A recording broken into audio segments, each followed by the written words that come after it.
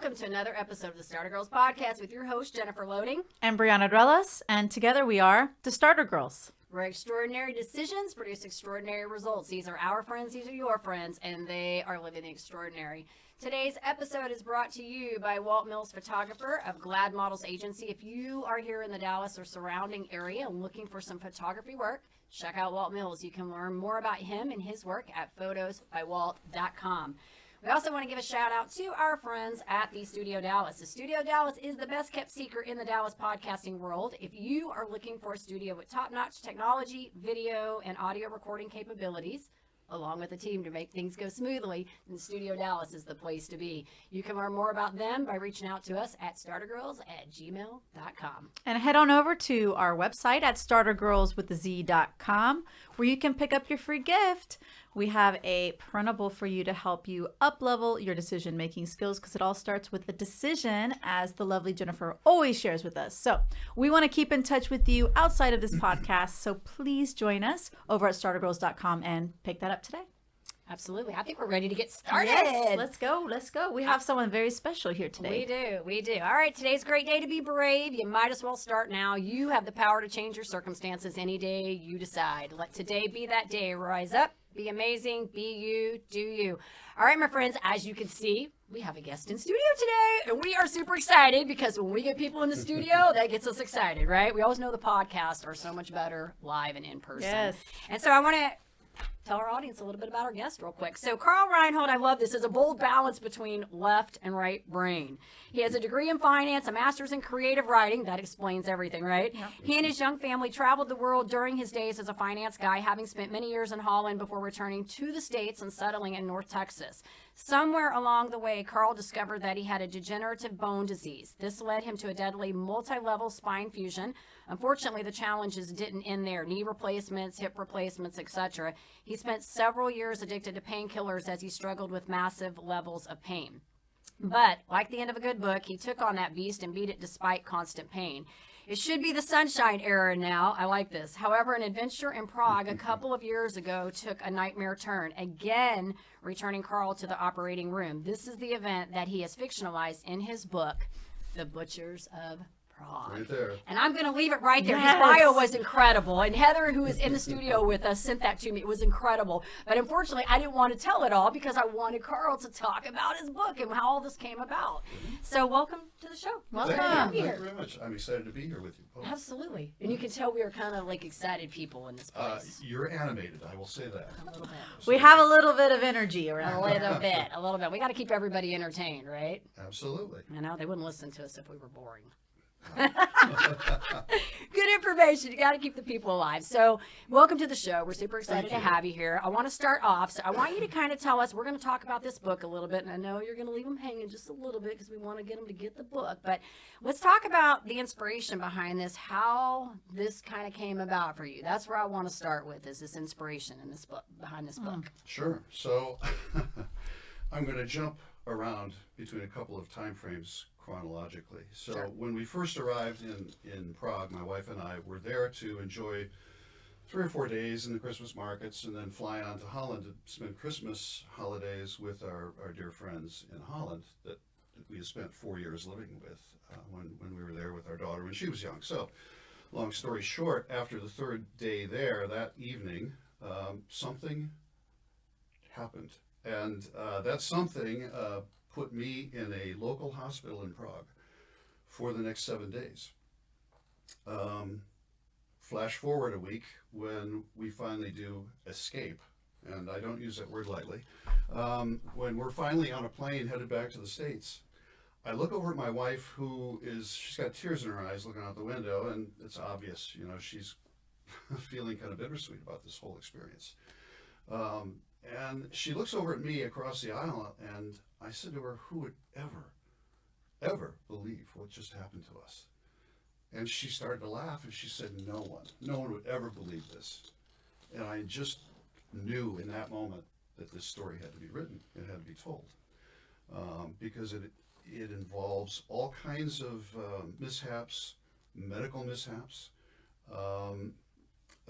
surgical butchery, thus part of the reason for the title. But also what ensues from there, it plays out as sort of the worst of all your fears about the medical profession outside the U.S. And I don't say that lightly. There are places elsewhere in this world that we can go which have wonderful health care comparable to our own here. And there are other places we can go that do not.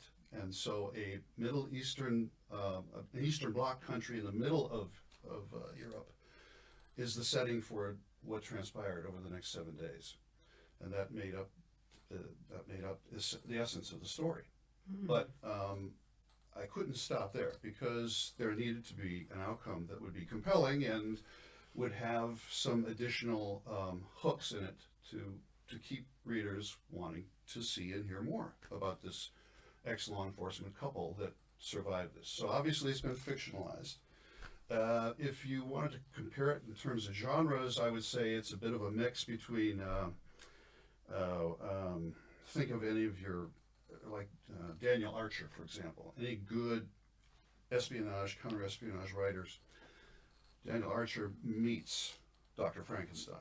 And that now you have the flavor for this story. Okay? So, what are your questions? That's good. Wow. I'm intrigued. Well, and just that I haven't really traveled much outside of the country, and you hear these horror stories, but I'm already in a lot of ways skeptical of a lot of things about in the medical system, period. So the whole idea that you're telling me this right now has got me just immensely intrigued by the book. And sorry that you had to go through that. I mean, it's have the scars to prove it. Yeah. That's okay. Yeah. Because it provided ample ammunition for, and really we found ourselves a year ago at this time, all depressed, feeling, secluded, shut in due to COVID. And it just seemed like the perfect opportunity. I had begun writing notes on the plane, but that quickly, I passed out for 7 hours on a plane after that. So when I finally was in a position to think about this, it was with some time on my hands last spring. Sure. And I thought, what a wonderful opportunity to just tell a story and make it fun. Make it bizarre, but make it fun. Sure. And I didn't have to stretch far for the bizarre, so. Right, because you had that factor.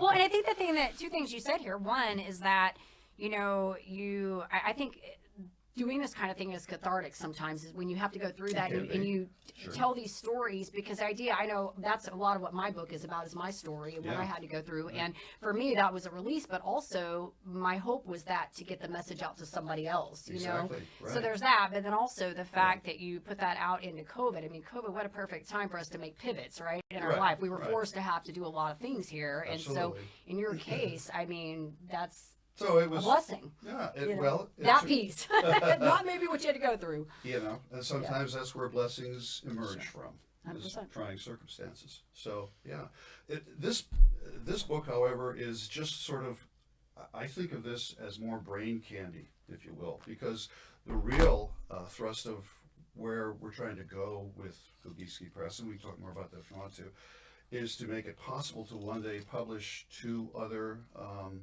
full-length novels. This itself, Butchers of Prague, is basically what you'd call a novella, in the world of writers. But there are 2 more books yet to be published, and my intrepid editor and publicist, she's quite capable of being brutal. She will slay many of my darlings along the way, but the process itself makes for a much stronger read. And so I came to realize early on in our collaboration, wow, she's got a lot of skills that are going to be perfect to help complement this whole overall effort. So there's a much bigger project out there that we're working toward, supplying a couple of unique stories to people. And they have to do with a much larger sense of inspiration and redemption. So. That's so cool. So curious, with your creative writing background, was this your first creative writing project as far as it being published and, like doing something on a larger scale? Right. It wasn't the first experience with something on a scale this size or even larger. As I said, there are these 2 other novels that are in manuscript form right now. And between us, Heather and I have only so much time in a day, and so we're working on this together. But I don't know where I was going with that, but basically, Yeah.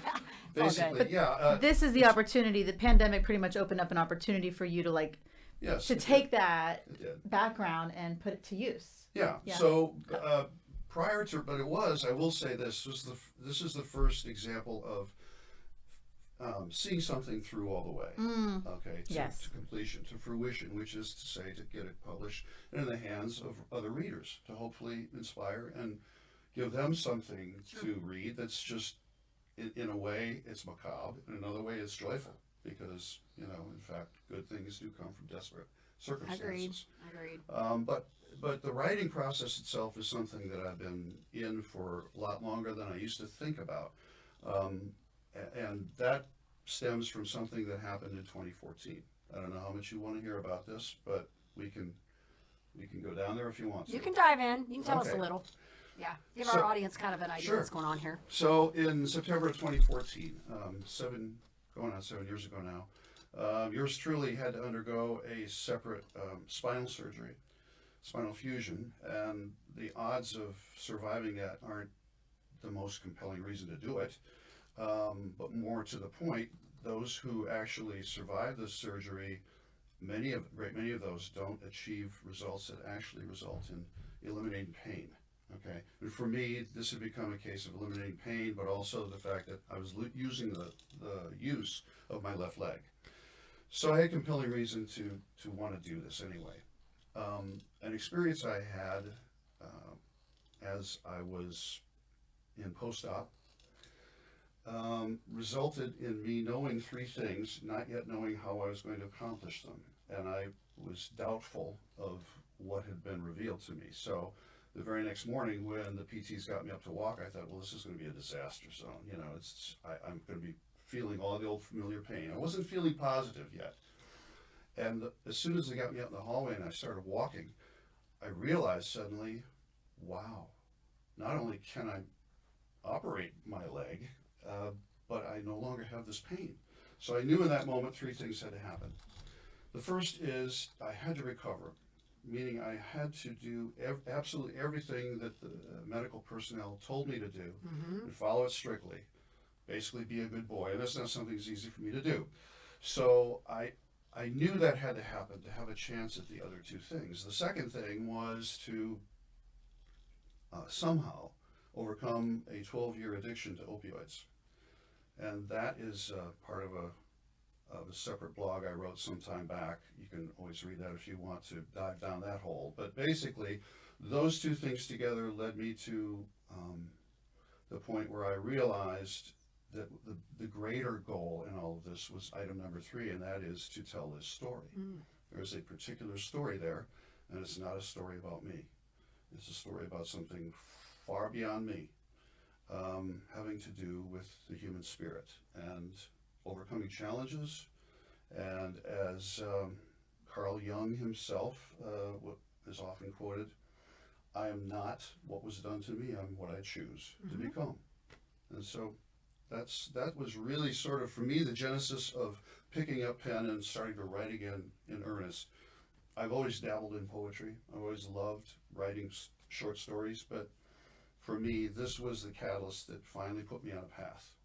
And So I didn't good. know how I was going to accomplish any of that in the writing category until eventually someone that became a good friend through a separate endeavor with the church choir said to me one afternoon, as we've finished the service, looked at me and said, "What are your plans this summer?" And I had already written this thing into 2 separate novels. I said, "Well, you really want to know?" So the rest is kind of history, because that's when she took a look at these manuscripts and said, "Whoa, okay, maybe I can help if you'll allow me." Okay, and I said, "Well, take a look at it in more depth and tell me what you think." And so her editing convinced me really that, yeah, this was something I needed to do. Yeah. That's awesome. And that you could bring it to the completion, as you said That's earlier. right, Yeah. yeah. And doesn't that make you feel like you can do anything, right? I mean, you've already overcome so much, but and I hate to even compare the book to everything you've been through, but this is like a passion project that you're able to Yeah. see, you conceptualized it, Right. and then you actually did the work to make it happen, and then you completed it. You finished it. Sure. It's just a So this journey. was simply introducing myself to the writing Yeah. community. Okay. Yeah. So we huge. got more coming out then to look More. for. So More exciting. coming. More to come. What I think is really interesting, and this is what I think is so funny, because I think we can all kind of resonate with this a little bit, that you have this finance background, because, you know, they've heard this several times, but I studied accounting in college, and so everybody always thinks that I'm over here the visionary, my head's in the clouds. No, it's not. I'm very practical and logical. I'm just animated about it. Yeah. I got a lot of passion about what I do. I'll attest to that. Yeah, but I am very. I mean, like, I can balance a checkbook. I can do my numbers, you know? And Sure. so I think what's so interesting is being able to have those qualities on both ends, being able to have that, okay, I can be logical and practical over here, but I can also be creative. And I always tell people it's very hard to mix the two at the same time. You almost Right. have to, like, separate them. And we had a guest on here, one of Brianna's, that we talked about that, marrying the left and the right brain, being able to put them into Right. business together, you know? That's right. And so I think that's really something. And they neat do to work put- together. I think people just immediately assume that they're separate, but they do 100%. commingle. I had to kind of, I had to subjugate the creative side of my brain for a lot of years, because, as you probably well know, it's not a terribly lucrative field to be in. Right, okay? right. And the world of writing today has changed dramatically from when I went through grad school. So, I'm far more practical than to just dive in, just go forward on that without having some way to sustain myself. Sure. And yeah, I don't regret the choices I made. So It's great. Very good. I think it's awesome. That's Absolutely. awesome. So you're doing blogging. Got some more work coming out here True. soon. Do we have an idea when some of this is going to be out there? well, I'm kind of putting a little pressure on you, 'cause that's kind of what I do. sure. So you'll see. Heather's over there. I'm going to interrupt you. Heather's over there going, yes, we're going to get some dates on this.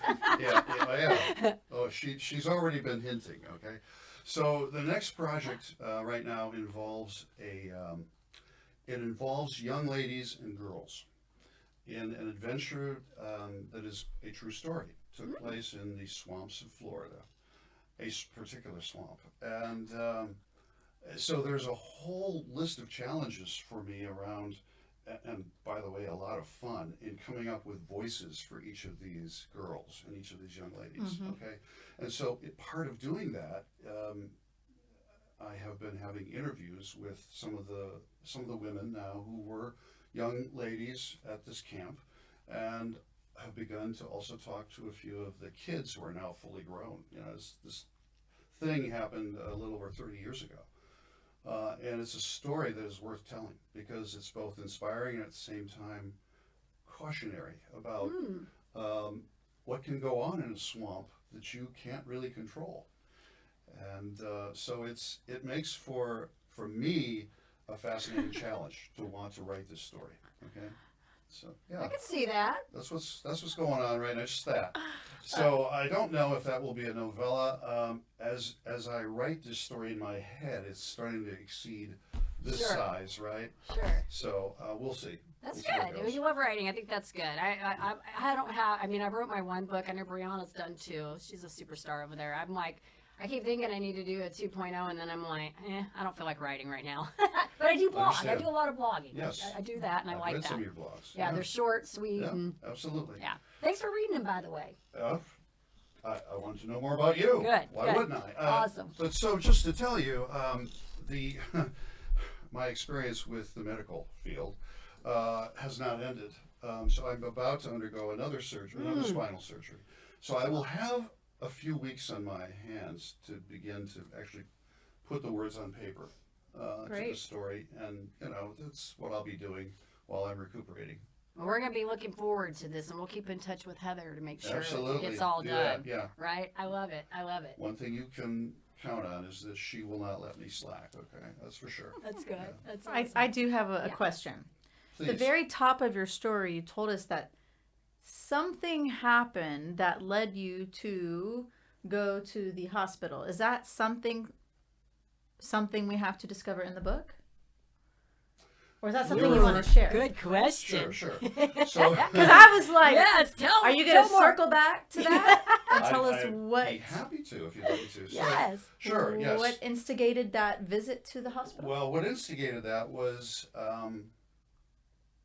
much of the story. Okay, so we're having dinner our last planned evening in Prague before we hop a plane over to Holland.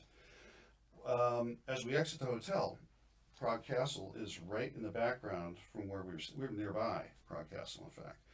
And this was called Newtown in Prague, which is only like 600 years old, right? So we're looking at Prague Castle, and my wife, I wanted to take a photograph with her and the castle behind her overhead. So I, of course, being a crappy photographer, I pull out my iPhone and start shooting shots, and I said, oh, wait a minute.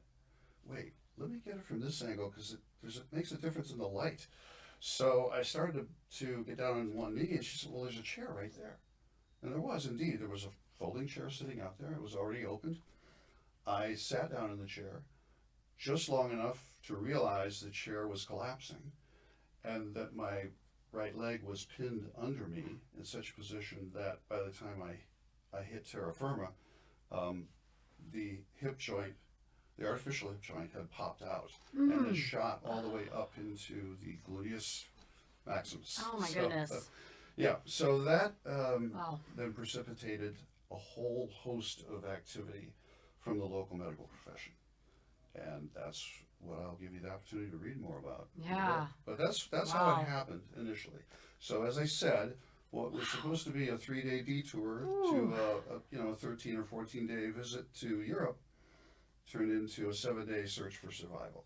Right. Wow. And while I was being treated to some of Prague's finest medical care, my wife was in the background having to move hotel rooms every day. And fortunately we had some good-spirited folks from Prague who ran that particular hotel who were helpful to her in keeping her in places near the hotel.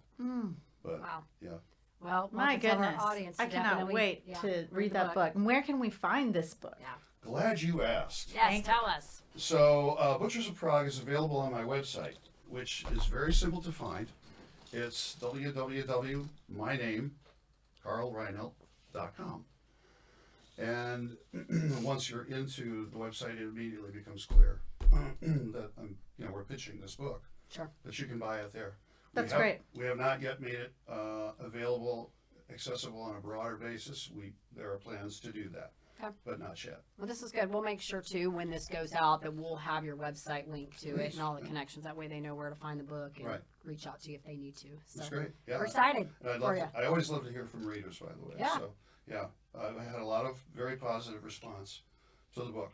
Yeah, fun. Okay, I think we need to ask him some Yes. unserious fun questions Totally. now. Now we're going to get unserious, Carl. We talked about the book. People go check out the book. We'll make sure the website's in there so you know where to go to find it. I mean, look, it's going across the screen right now. Check it out. Thanks to DVDs. Chloe. There it be. Thank There you, it is. Chloe. Yep. So, like I said, we love Chloe. He takes care of things That's back right. there. All right, so let's do some fun questions. Okay, so we know you've been to Prague. Let's talk about where else have you traveled? Where's been your favorite place? Not Prague, obviously, but where else have you traveled that you maybe actually truly enjoyed? Yeah. Thank you for that, for the prompting, that Yeah. preempting. So one of the places that I truly enjoyed was Turkey.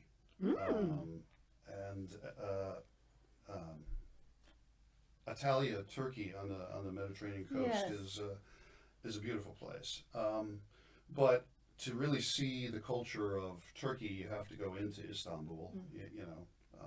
You have to tour some other cities and see how everybody lives. And so one of those days on that trip, we were under armed guard, rode jeeps up into the top reaches of Mount Olympus. Wow. Yes, there is also a Mount Olympus in Turkey, and I didn't know this before until that time. And so, yeah, we were constantly under surveillance by different police, but the armed guard knew where he was taking us. So that was an interesting and fun romp we had with friends that we had met from Turkey. But another place that is probably my favorite of all is Greece, and especially a couple of the Greek Isles. Everyone knows Mykonos for the nude sunbathing there, unfortunately, because it has so much more to offer. There is this place in Mykonos called Old Mykonos Town. It's a seafaring port from the 1100s that today serves as they still bring in fresh catch daily, obviously, but they also have a whole range of other more sophisticated methods of marketing and of making all kinds of goods available, and you just get to see all kinds of folks from different walks of life, and so that has always stuck in my mind as a really special place. Maybe we need to go to Greece. Oh, girl. Sign me up. Yeah, I need to take a little trip to Greece. Greece has always been on my bucket list, Yeah. but for a while there, and I don't know how it is right now. I mean, it was pretty volatile. Yes. So Yeah. I'm not quite sure where it's at right now, but I know that that's always been on my list for sure. If and when you have the opportunity, I Yeah. highly recommend it. Yeah, nothing awesome. like a swim in the Aegean to change your spirit. I'm Okay? excited Incredible. now. Yeah. Yes. I'm gonna go do some research. Well, okay, so that And if you find that you want to go to Greece, I do have a guy. Okay. Okay, I well, got a this is guy. we all We all need have- a yes, guy. we all need a Yes, guy. we all need a guy. His name is Panos Exarchos, and he is a travel guy in Greece who is par excellent. He's We just love it. Amazing. That's So, good yeah, to know. let Good me to know. Okay, so you've Absolutely. traveled so much. You must be open to food and different cuisines because you have to eat when you're traveling. So right, indeed. would you say that you are a little bit of a foodie, or would you say that you have specific types of food that you really prefer, or? No, I like everything, and Okay. and especially the variety that you find in different countries. I always find that intriguing. I'm not really what you'd call a foodie. I just enjoy. Yeah, everyone has different cuisine, except the poor Brits. I wouldn't classify what they serve as cuisine. I'm but so they, with but you they on do that. their best. That's Yeah. why they import so many folks that have Greek restaurants, Indian restaurants. I was gonna say, yeah, you can Hungarian find some really restaurants. great There's Indian all food kinds there. of good stuff there. Yeah. So yeah. That's true. Sorry, my British friends. Okay? I understand how hurtful this is for you. Like, just give me a beer and some Well, fish and chips. exactly, There we because go. in the absence of mastering refrigeration, they came up with a type of beer called bitters that doesn't need to be refrigerated. It's awesome. So yeah, That's awesome. just giving them another reason to throw arrows back at me. It's all right. Be like pew pew pew You know on who our you are. podcast. You know I love you. Come on. Right. It's all good. It's all good. That's why we bring all these different people on here. You get to talk and do your thing, I right? will say though, when I was in London, that is when I fell in love with Indian food. Yes. Yeah. Like that- that's food. I, That's not I my had favorite never I had never been into it. I was traveling there. A friend of mine who lived there introduced it to me, and I have never looked back. Like You just I like it. love Indian food Yeah. now. Do you have like a specific thing like it? I love lamb masala, Mm. and I don't know. I'll eat a lot You'll of just it. do any of it. I Yeah, just that's love not my it. favorite, and it It's may so just good. be because I just haven't had a lot of it. Like the few things I've had, I just haven't cared for. But If you really like lamb in various prepared different ways, both Greece and Turkey have a lot to offer. So you just Yeah. anywhere around the Mediterranean, really. Yes. You know this. Come on, you Italian background. Yes. So yeah, Europe doesn't have the same hang-ups about lamb that some American folks do.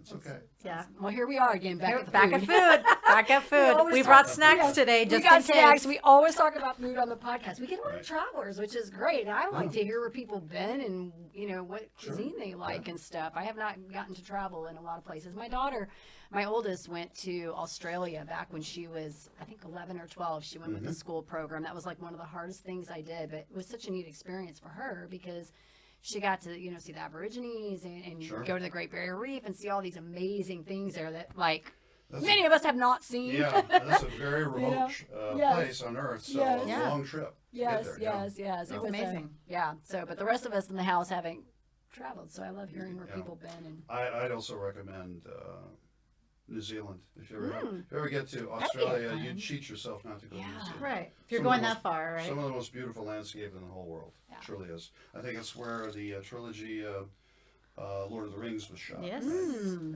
Yeah. Yes. I've seen Yeah, those. for So. a very good reason. Yeah. Awesome. Well, this has been great, Carl. I'm excited for what you got going on. Thanks for sharing your story. Thanks for sharing the book with Absolutely. us. And My pleasure. we'll make sure, like I said, when this goes out, that we have everything connected so people know where to find the book. Okay. Great. Absolutely. Great to meet you too. Likewise. Thank you very much. So Yeah. nice to And when you. you get more, when you get some more stuff out, bring him back on, Heather. We'll let him talk about the rest of it, what he's got going on. So Absolutely. we do want to say, of course, to our listeners, if you enjoy our show, please be sure you give us a rating both on iTunes and Facebook, because we can't do this without you, and hit that subscribe button on the YouTube.